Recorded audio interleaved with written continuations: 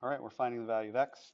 And essentially, because it's a leg, we're just going to say x squared plus 4 squared equals 7 squared, or x squared plus 16 equals 49. And then subtract 16 from both sides. And we get x squared is equal to 33.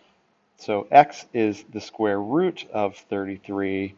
And I happen to know that 33 breaks down only into 11 times 3. There's no pair of primes that you can kind of cross out because it's there twice and then bring it outside. And since that's the case, the answer is just straight up square root of 33. That's that one. Okay, let's do this middle one. We've got 16 squared plus x squared equals 19 squared. Okay, 16 squared is 256. Yeah, is that right? 256 plus x squared equals, and what is 19 squared? 361. So then, see if I can move this over. Oops.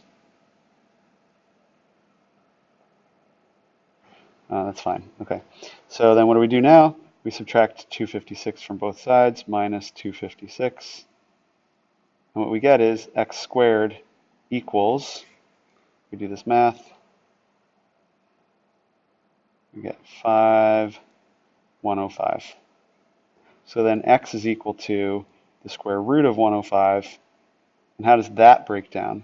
105 breaks down into 21 times 5, which breaks down into 3 times 7.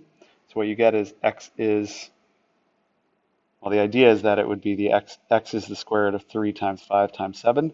But there's nothing in there that's twice that we can bring out once. So what we had here is already the simplest radical form.